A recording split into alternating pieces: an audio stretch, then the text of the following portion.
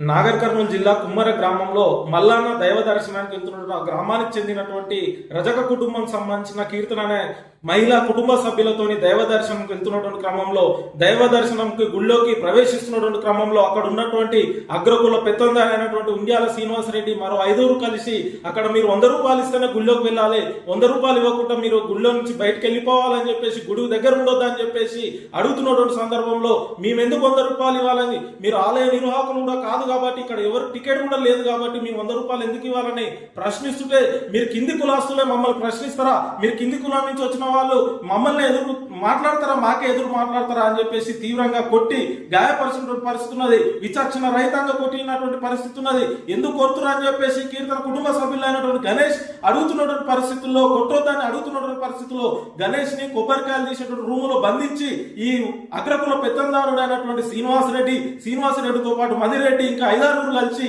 అక్కడ కొబ్బరికాయలు తీసే రూమ్ లో గణేష్ ని బంధించి ఇష్టమున్న రీతిలో అక్కడ కొబ్బరికాయలు తీసే రాడుతోని వాళ్ళు కొట్టి తీవ్రంగా గాయపరుస్తున్న సందర్భంలో కీర్తనకు సంబంధించినటువంటి అక్కడ కుటుంబ సభ్యుల్లో ఉన్నటువంటి 2 నెలల ఒక పసిపాపని శ్రీనివాసరెడ్డి కాళ్ళ మీద పెట్టి వేడుకుంటున్నటువంటి సందర్భంలో, కొట్టొద్దని చెప్పేసి అడుగుతున్నటువంటి సందర్భంలో కనికరించకుండా 2 నెలల పసి పాపని కాళ్ళతో తన్ని హత్య చేసినటువంటి పరిస్థితి ఉన్నది.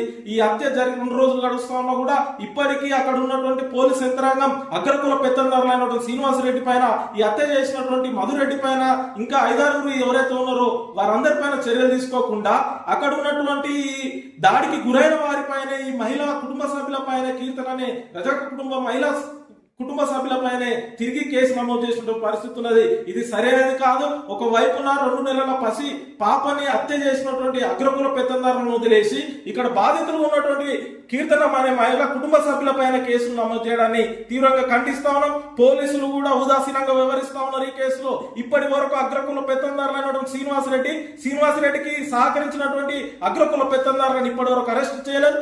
దీని వెనుక అనేకమైనటువంటి అనుమానాలున్నాయి. రాష్ట్ర ముఖ్యమంత్రి గారు స్వయంగా హోంమంత్రిగా ఉన్నారు, అయినా కూడా తన సొంత జిల్లాలో ఈ ఘటన జరిగినా కూడా ఇప్పటి వరకు స్పందించలేదు. నిజానికి ఇది సిగ్గుచేటు.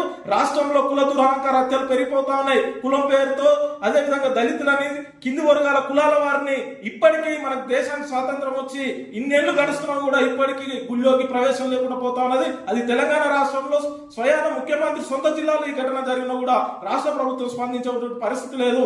ఇది సరైనది కాదు. వెంటనే రాష్ట్ర ముఖ్యమంత్రి గారు జోక్యం చేసుకోవాలి, స్పందించాలి. అక్కడ ఉన్నటువంటి అగ్రకుల పెత్తందారులు ఎవరైతే 2 నెలల పసి పాప పైన తన్ని హత్య చేసిరో, ఆ హత్య చేసినటువంటి అగ్రకుల పెత్తందారులైనటువంటి శ్రీనివాసరెడ్డికి సహకరించిన అందరిపైన కఠినమైనటువంటి